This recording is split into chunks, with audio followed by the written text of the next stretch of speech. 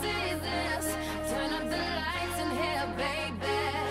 You know what I need. Want you to see everything. Want you to see all of the lights. Hi everybody, welcome to episode 2 of Biochem Health. Today we're talking about our food economy and our food culture.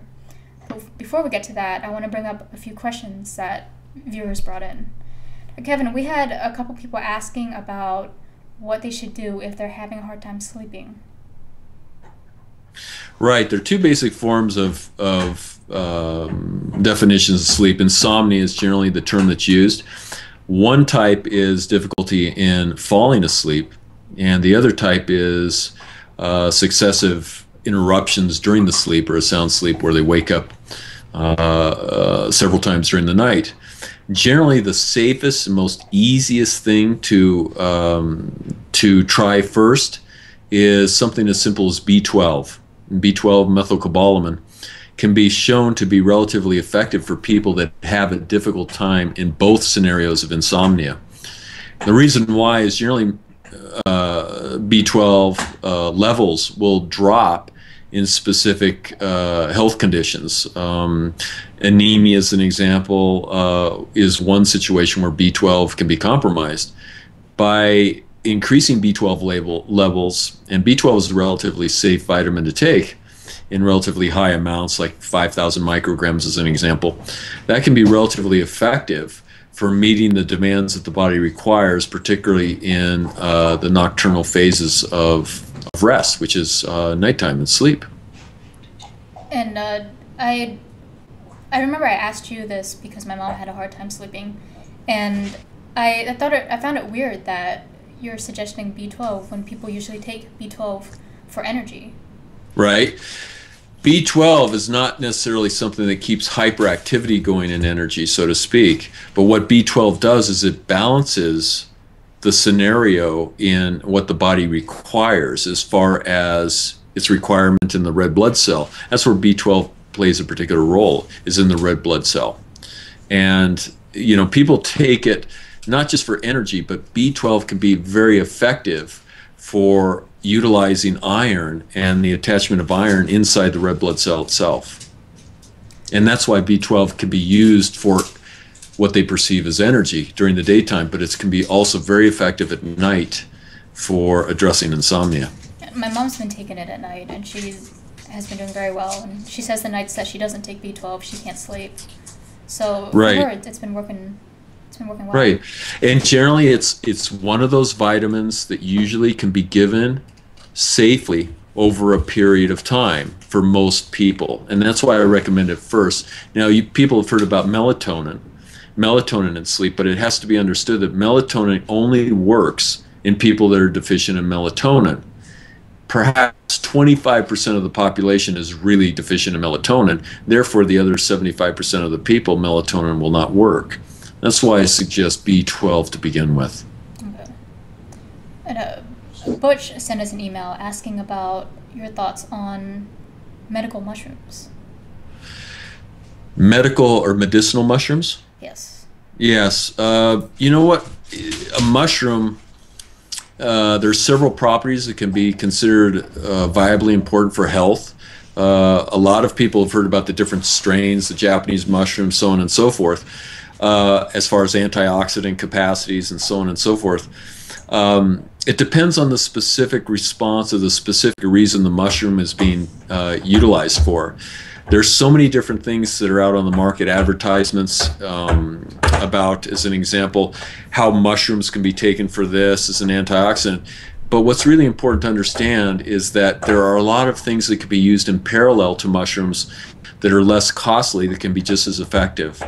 And that's where it becomes important to understand and to address what reason you're using the specific compound for. What are you trying to address? As an example, are you using it for antioxidants? Are you using it for your immune system? There's several other things that can be used just as effectively that are less expensive. And that, unfortunately, with the vitamin companies, you know, there's a lot of misinformation and in the advertisement field that make you believe that by buying a vitamin or a supplement that's $35 a bottle will be the only thing that really can approach a particular type of complaint, when indeed that same type of compound can be found in something that's $6 a bottle. So it's really important to address and understand what type of complaint you're using it for, and to see, if there are other options out there for that specific type of complaint that might be more reasonable. But mushrooms, medicinal mushrooms, aren't negative for you. It's just sometimes they can be costly. Okay, but overall beneficial, although costly. That is correct, because mushrooms in general are high in vitamin K, a type of K1 that is K is an anticoagulant vitamin, but K also manages calcium ions within the system that can be very effective in some forms of cancer, actually. And we talked about that earlier. We discussed about that as far as the calcium ions compared to complexes, and the calcium ion can be very effective for specific types of cancers if utilized correctly. We have a lot of questions pertaining to your approach on specific health conditions such as depression or cancer. But before we get to those, I want to cover the larger term health topics first. So that's why today we're going to be focusing on our food culture and nutrition. And then after we get that covered, then we can go on to talk about the specific health conditions. Okay. We had a lot of questions asking about your educational background. Mm-hmm. Basically, my education started out, I had planned on dermatology because I've always loved the idea of working with skin conditions and so on and so forth, and hence the reason why I mentioned earlier, I think if you recall, that I designed a process for generating new collagen. The education that I have basically is in naturopathy and acupuncture. Chinese medicine was my format, or the premise of how I started this pathway in healthcare. And I obtained a master's of science while in acupuncture school, at which particular point I decided to further delve into biochemistry. And that was 20 years ago, actually. And from basically the point of where I left OCOM, which is the college I graduated from in Portland, I have studied biochemistry primarily, and written articles and written for papers and so on and so forth, because research is what I really enjoy. And it's a never-ending task, obviously, but my educational background is basically in acupuncture, Chinese medicine, with a master's of science to complement that, and a diplomat in acupuncture degree. And basically, I have studied biochemistry for the past 20 years in research and so on and so forth, in part with my practice. So that's my educational background. And besides acupuncture, previous to acupuncture school, I went to school for 3 years to work on the humanities and so on and so forth, but that really isn't relevant, even though I was studying medicine at that time as well. I did notice here that it said you took 300 credits in 3 years in your... That is correct. Your bachelor's? To approach, not to approach. I don't have the bachelor's. I have the master's of science. But basically, the 300 credits were crammed into 3 years at Shasta College, which is in Northern California, in order to prepare myself for getting into acupuncture school at a more appropriate and prepared basis. So that's where I did a lot of the research and study. That's when I really began to become interested in science and medicine and so on and so forth, which really propelled me into acupuncture school. Acupuncture school or Chinese medicine school was a breeze for me.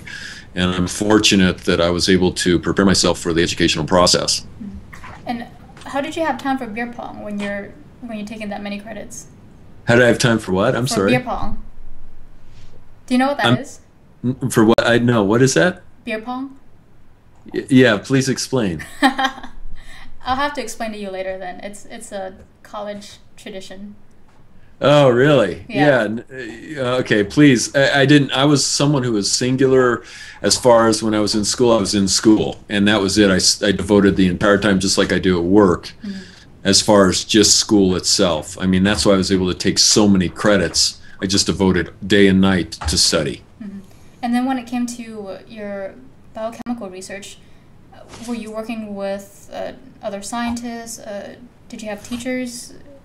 My interest in, well, actually, what really propelled that after I graduated, or in the process of graduating and taking my internship in Asia, where I had a clinic in Kathmandu, Nepal, coming in contact with a lot of the tropical diseases there, parasitology, so on and so forth, really allowed me to understand and delve down the pathway, so to speak, on biochemistry to a greater degree. I met several people over there. We call them expats, which are foreigners that live in Kathmandu, and we studied together more or less on why pathologies occurred in regions such as Asia.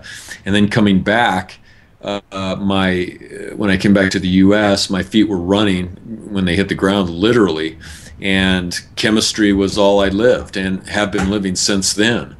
So I still work and I still talk to professors at universities, as an example, and we share ideas and so on and so forth on approaches on how to deal with pathologies, as I mentioned before, in chemistry. And I feel personally, and still to this day, that a strong understanding of biochemistry gives us an easier understanding of most all pathologies that occur in mammals. Mm-hmm.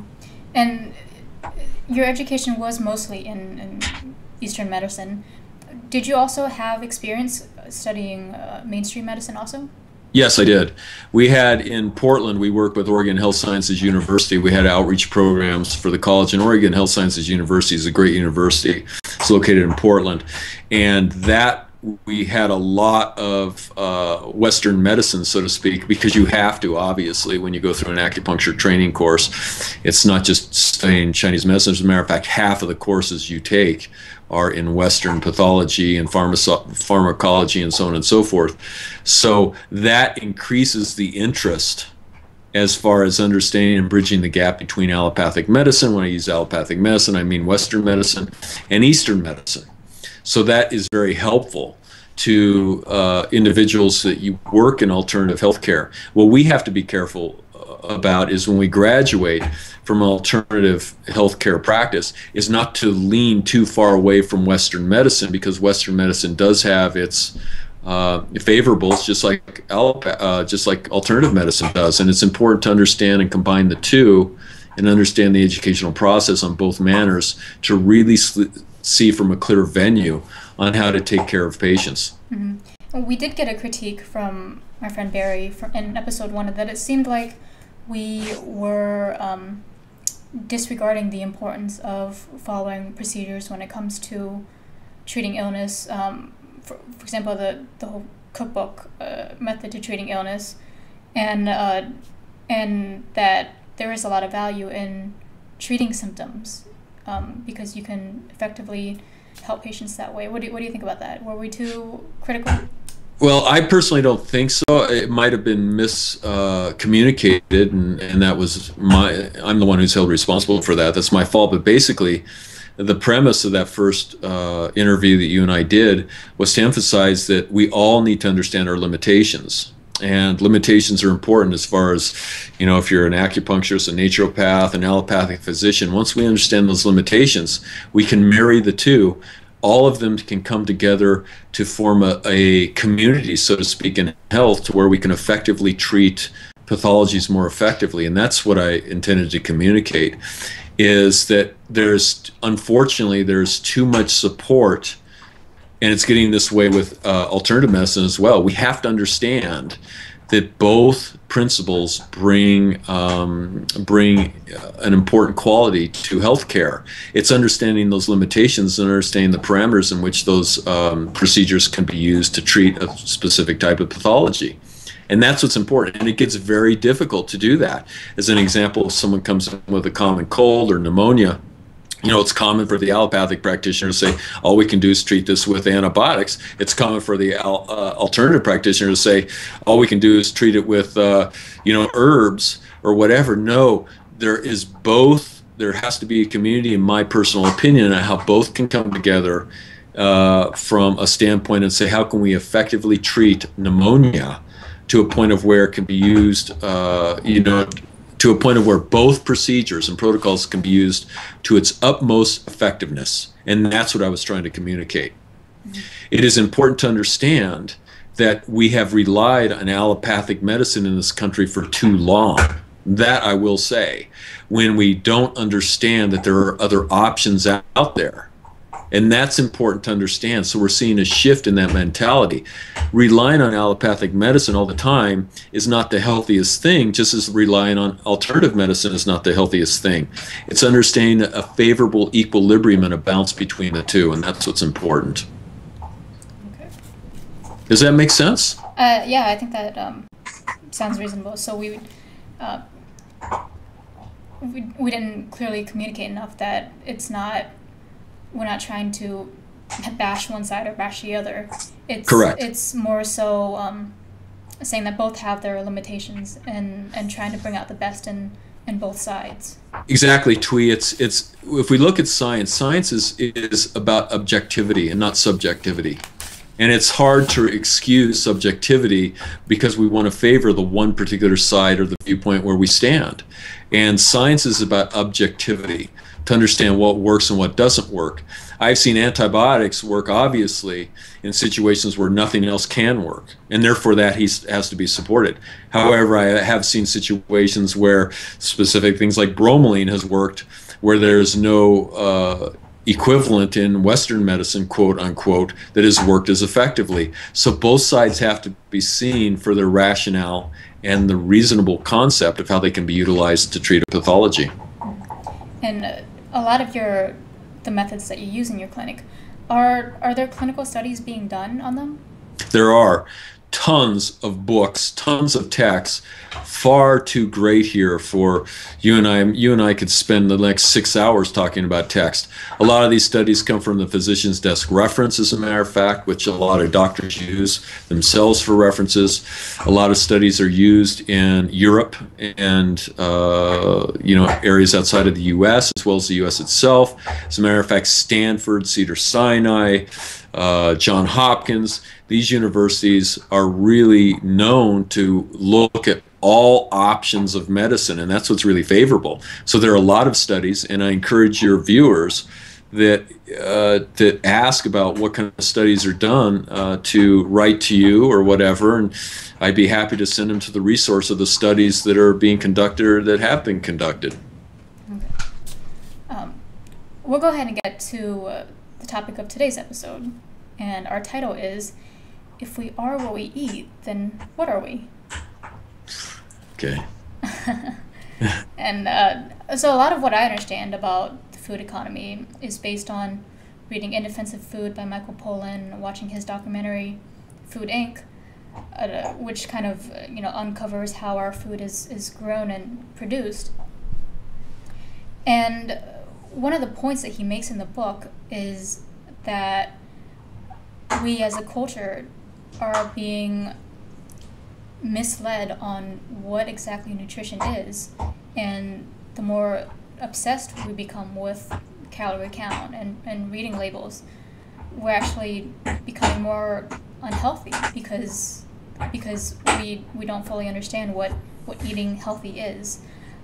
And one of the articles that you wrote about calorie count, which I'm going to put up on the blog, biochemhealth.com, is that when it comes to being healthy and losing weight, calorie count is not necessarily the only thing that matters. That is correct. There's a misconception about calories and calories being associated to blame for weight gain as an example, when it's not calories. Calories are just a unit of fuel, I'll let the readers be able to refer to the article on that. I won't get much more into explicits, but basically it's the food that it's attached to or we associate. The denatured food, the refined foods. We're really in a world, not just in the U.S., but in Europe and Asia as well, where we are losing the concept of what real nutrition is about. And all nutrition all healthy nutrition really is about is eating foods in their form. Just think of the parameters that the foods that are least touched by man are generally the healthiest for you.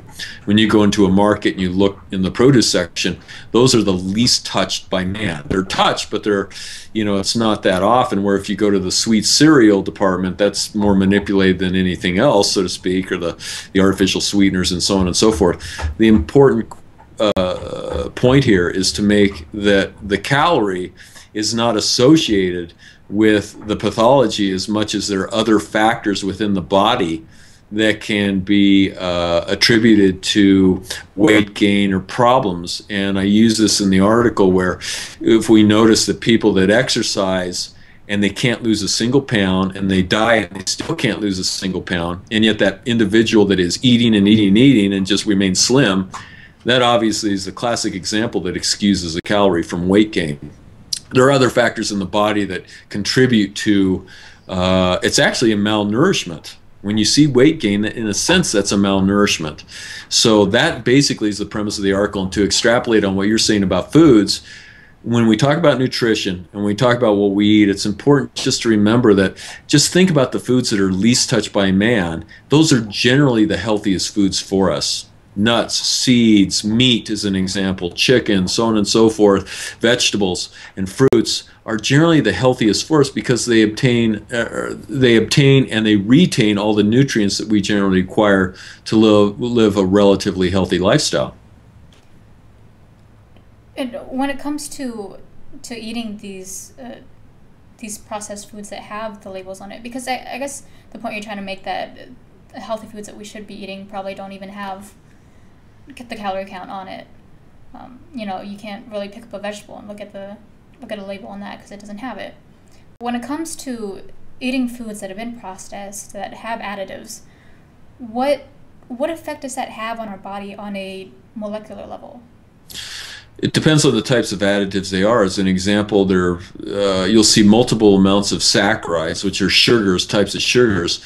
The simpler sugars are generally put in food to obviously satisfy the taste of people that are used to getting that sweet burst, so to speak. And then they'll put multiple amounts of sugars. Look at a box of sweet cereal as an example. It will have generally 2 sugars or even 3 sugars to make sure the metabolic process occurs at a rate in which you begin to crave more and more after a period of time. As a matter of fact, many companies have been accused of this. I'm not accusing any companies per se, but of doing this so it creates an addictive nature to the food itself. And that's what's important to understand when you ask about additives. It's important to understand what type of additives they are. As an example, classic is that if you look at a cereal, we'll use that again as an analogy, a cereal will have the mineral or the grains basically stripped of the nutrients and in refinement processes. And then what they do is they take what they've stripped and they add it back into the cereal. If you'll see that, it says fortified with B1, B2, and B3. Why do they take it out in the first place?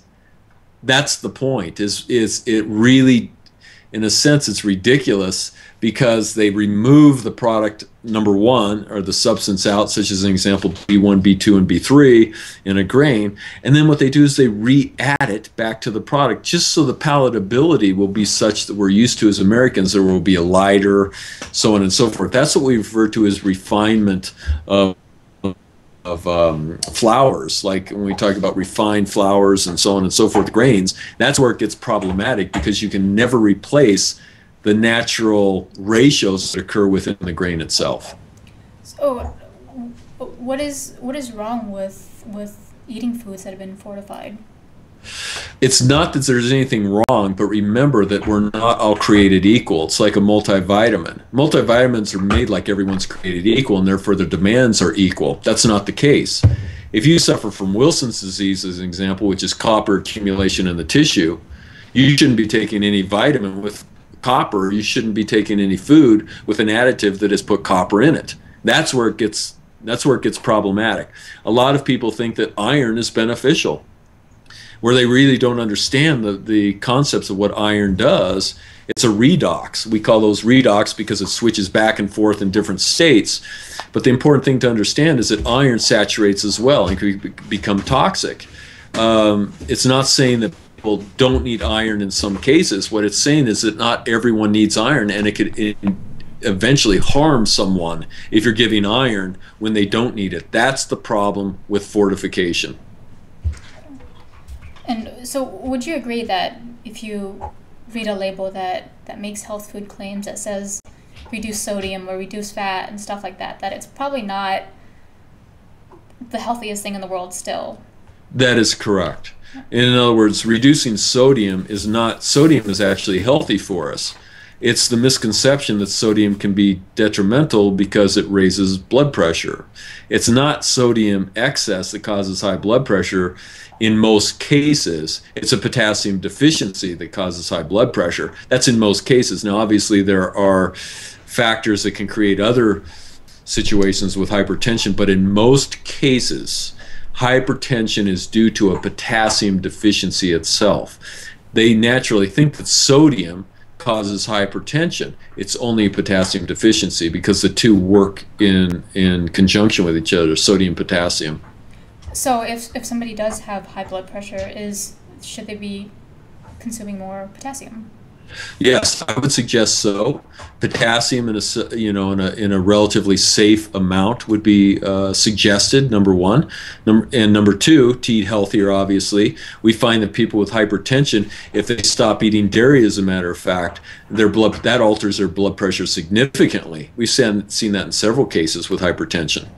Is altering, stopping dairy, and starting mild amounts, like high amounts of vegetables contain potassium in it. That can be very beneficial. And so when it comes to our food economy, certain crops are highly subsidized. So farmers or the agricultural community are encouraged to grow a lot of corn, a lot of soy, and a lot of wheat, to the point that the average American that's kind of all they're consuming is tons of corn, soy, and wheat. And one of the things that Michael Pollan brings up is that it causes an imbalance of omega-6 and omega-3 fats, saying that because we have so much corn and stuff in our diet that we're very high in omega-6 but very low in omega-3s when we should have a 1-to-1 balance. Is that something that people should be concerned about? Not necessarily, and I have a tendency to disagree with that. Omega-6s can cause problems if they're eaten in high amounts. Generally, the ratio is actually 1 to 6. It should be, in my professional opinion, of omega-3s to omega-6s. Omega-3s should... What should be the 1 and what should be the 6? The 6 ratio should be omega-3s. The 1 ratio should be omega-6s. Omega-6s, as a matter of fact, it's been shown that black currant oil, which is high in omega-6, can cause headaches after a prolonged period of time. Omega-6s there's omega-9s as well, and we won't get into that, but the reason why omega-3s are more favorable, and they're known as EPAs as an example, is because they help cleave prostaglandins. There's 3 types of prostaglandins, 1, 2s, and 3s. 1s and 3s are generally referred to as the negative or the inflammatory, or 2s, I'm sorry. 1 and 3s are the favorable. Prostaglandin 2s, EPAs help cleave the prostaglandin from turning into 2s. And that's why EPAs are considered more viable. But to answer your question once again about corn, it is important to understand that corn in itself has been cultivated for thousands and thousands of years, just like wheat has. It's erroneous to suggest that corn and wheat and soy are negative factors, because these have been utilized by indigenous societies for thousands of years. Why all of a sudden do we have to reevaluate it and say these are bad for humans? And now I understand the amounts where you're saying how much or too much. It's important to understand that soy is consumed on a daily basis in traditional societies, or was. Corn was consumed on a daily basis. It is how the corn is raised today, GMO modification, so on and so forth. So I really begin to question when people start suggesting that corns and whole foods, corn, wheat, that have been around for thousands and thousands of years, that have been cultivated for thousands and thousands of years, are really instigating problems in society. It is the way the grains are manipulated in food production, or the way they're raised, or in the types of things that are used as an example for pesticides and so on and so forth. That's the problem. As my article suggested, whole wheat has been cultivated for over 36,000 years. Why in the last 70 years are people all of a sudden allergic to it? And I've just expressed this to you. It's not the wheat itself. If the wheat is whole grain and if the wheat is grown correctly and without pesticides, it's a lack of the activity of an enzyme within the system that breaks the gliadins down, and gluten that extracts something called lysine and proline out of the gliadin. It is the lack of this enzyme, the activity of the enzyme. The enzyme's there. It's the lack of the substrate that is present in our food that is causing the response to wheat. That is a classic example. And that substrate has been lost in the soils because of how we farmed. And this is the classic example. The same thing can be brought up with corn. If people have problems with corn, it's not, if the corn is whole grain and it's not pesticided and it's not GMO, we exclude those variables, we can find that the enzyme that breaks down the whole grain, corn, is deficient in its activity that is causing the problem. We cannot blame these whole grains. We have to blame the underactivity of the enzymes and the lack of nutrition that is intended to support those enzymes' activities. Does that make sense? Yeah, so it sounds like what you're saying is that we're eating nutritionally deficient crop. Correct. The soils are deficient. As an example, molybdenum is deficient. Molybdenum partakes in something called nitrate reductase, which is an enzyme that converts nitrates into favorable components. And if molybdenum is deficient, we can see problems occur in the soil or in the human body because the enzymes are underactive, such as the nitrate reductase. This is a clear example of what I'm referring to. It is the transitional elements that are becoming deficient in the soil because of farming, constantly farming, turning these things over the practices, using pesticides, so on and so forth. That, in my personal opinion, is the real reason why people are suffering from hypersensitivity to whole grains. And while we're talking about GMOs, there's a tremendous amount of genetically modified food coming out. I think the latest thing that was getting presented to the FDA was the frankenfish, which is this giant salmon that's like looks like Right. 5 times the size of a normal salmon. Right. And talking to a scientist, I would kind of assume that, you know, you'd think that it's a good thing that science is being used to create bigger, more easily grown food. What is your take on genetically modified foods? I'm not in favor of it as much because remember, there needs to be a parallel on a process of how we go through evolution as humans or any species. And if we don't parallel that pattern, then essentially what we're doing is we're introducing an environment into our system that we haven't adapted to. Non-adaptation can mean problems. As an example, if we're not adapting to, I use this classic analogy, that we're running as humans. I mean, we have people out there running 500 or 100-mile marathons, so on and so forth, just for the sake of running. Well, 500 years ago, did humans do that? Did they just get up and run for 100 miles? No. You know, what we've done as a society is we're lifting weights that are higher than what our ligaments are used to, as an example, as humans. You know, bench presses. Look at the athleticism that's occurring in football, as an example. We're having more concussions. We are literally exceeding the profile of what we are able to do as humans. And that's where we get, that's where I believe that we come into complications, and that's with food.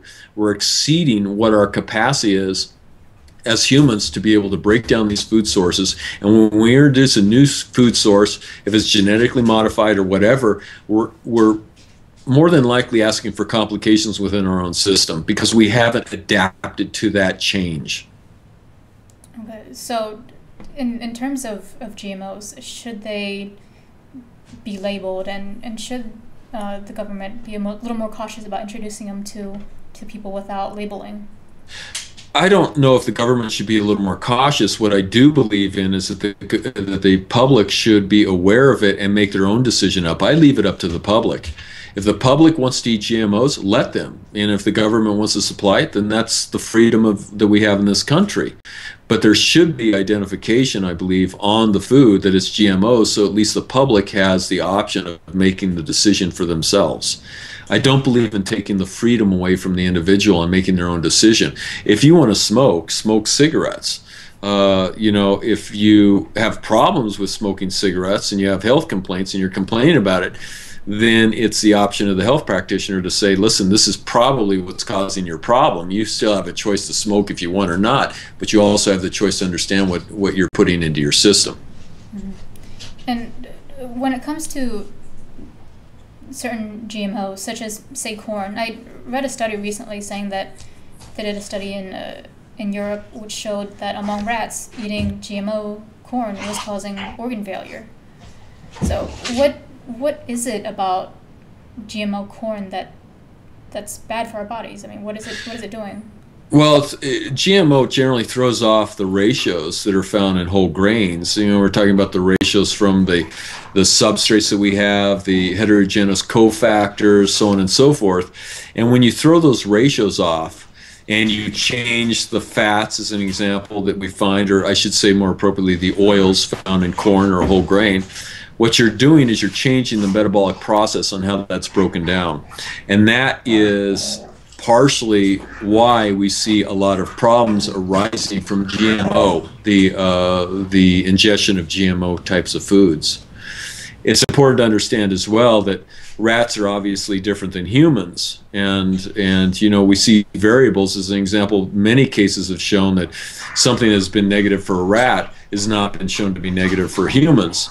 So that's literally a little difficult to parlay, even though the mice study gives us a clinical analysis of a basic blueprint of where to start. It's important to understand that metabolic processes, pH, and so on and so forth are different with both types of mammals. But that is why GMOs, as I mentioned earlier, there's no adaptation. We haven't had a chance to adapt as mammals to the specific type of fuel that we're consuming. I want to change the subject to factory-raised animals. What are your thoughts on that?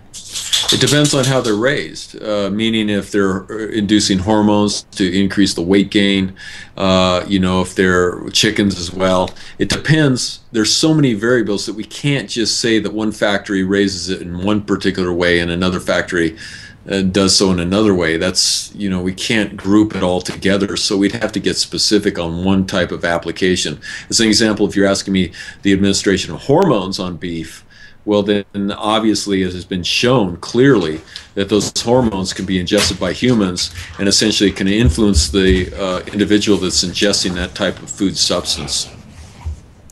So we're eating animal protein that's with hormones, what would it do to us? What it does is it has a tendency, particularly the androgen effects or the estrogen or estradiol effects, it will throw those ratios off depending on the type of hormone that is used. Anabolic steroids are frequently used or can be frequently used to increase mass like you see in humans.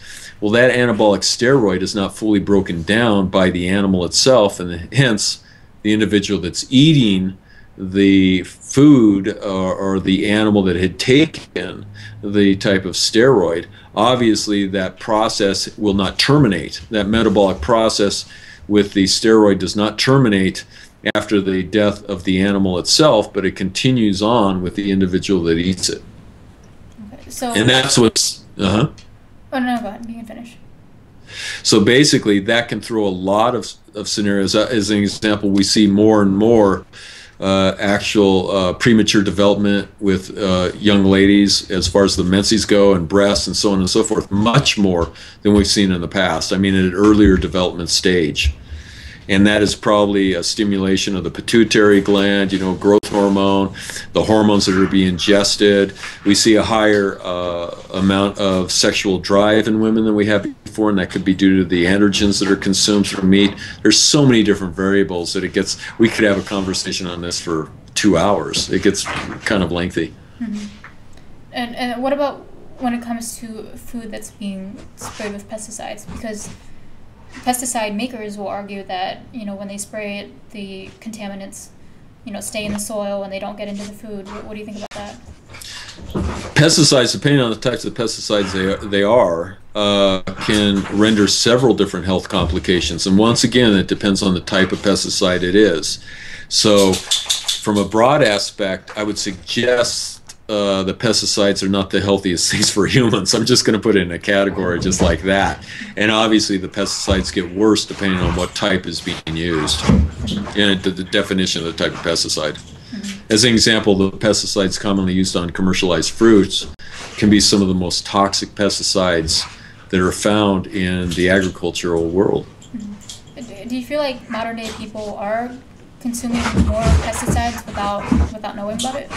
Even without direct exposure, yes, because it's in the environment. Acrylamides and so on and so forth, you'll find those things in the environment that you can even inhale.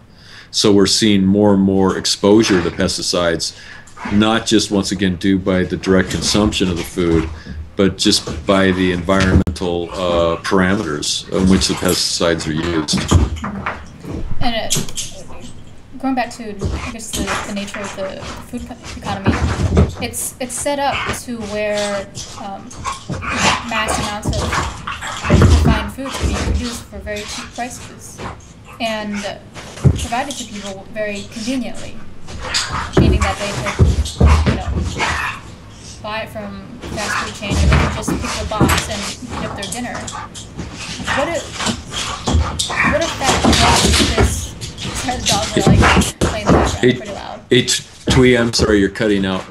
Yeah, can you hear me now? Yeah. Okay. Yeah, the dogs are kind of loud back there. I'm sorry about that. Yeah, and I have a patient that's in right now, so yeah, unfortunately I have to go. We'll wrap up really soon then. Like, what would you say to our culture that's so heavily reliant on convenient, cheap food?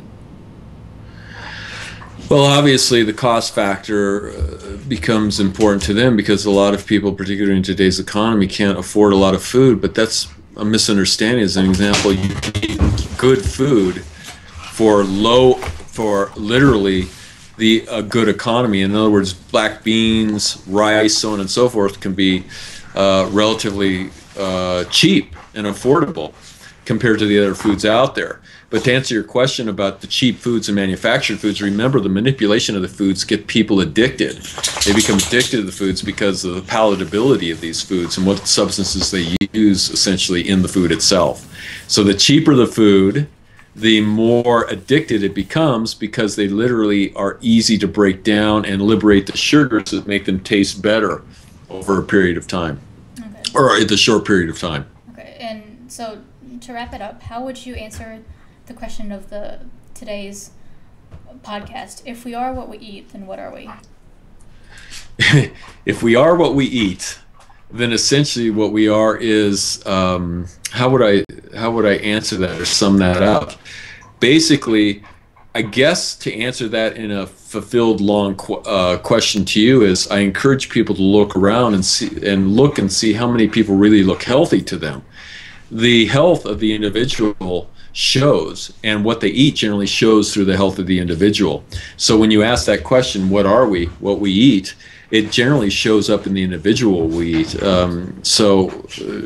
That, I guess, is answering your question by a longer question, so to speak, is take a look around and see how many people really are healthy, and if they do look healthy. When the old adage of we are what we eat is true to some degree, but it's also how we live and how we deal with stress and so on and so forth. And I would like to present this for the individuals to keep in mind that we're eating to live, we're not living to eat. And unfortunately, that shift has occurred to where now people are living to eat rather than eating to live. Mm-hmm. And I think that's important to understand is what do you want to do here? In other words, and to me, it's important to take in the right types of fuels so you're healthier in a sense, because that health displays itself in such a way that your mental clarity is better, you're living healthier and happier overall, and in all aspects of life. Okay. Well, I'm going to go ahead and let you go since you have a patient and you got some... Sorry about the dogs back there. At least They're having fun. Yeah, they're probably having fun with what we're talking about. But I hope this answers the question. And once again, to elaborate before I get off with the omegas, because there are a lot of people ask the difference between fats. Fats and oils are different. Fats are generally from animals. Oils are from plant sources. And the omega-3, omega-6s, and omega-9s can be healthy, but the ratios have to be kept in correct correspondence. A ratio that is too high in omega-6s is not healthy. And if that was the parameter of the author, that's correct. If the ratio of omega-6s is too much, if we're getting too much omega-6s, that does have an unfavorable scenario on our systems in many cases. And we did talk a lot about omega-3s, but what foods are high in omega-3s? Fish, definitely fish. Salmon is an example. Herring, mackerel are high in omega-3s, and omega-3s are generally found in the aquatic life forms, and those are very effective. As a matter of fact, EPAs and DHAs are those types of omega-3s that help, as I mentioned before, cleave the arachidonic acid from forming prostaglandin 2s that are the unfavorable prostaglandins that cause inflammation. Are there a lot of omega-3s in also leafy green vegetables? Not necessarily, not a lot. No. Remember, omega-6s are primary, the plant sources and so on and so forth, like black kernels and omega-6. That gives you an example. Okay. All right. Well, Kevin, thanks a lot. Well, good luck with your patient. I hope everything goes well and it's productive. Yeah, thank you. And it's nice talking to you. And I guess maybe next week as well, right? If we keep this on a weekly basis. Yeah, next week. Okay. Thanks for your time. All right. Bye. Bye.